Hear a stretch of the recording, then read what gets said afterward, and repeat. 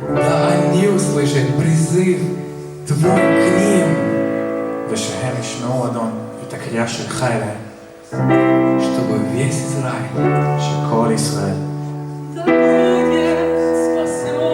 ייוושע.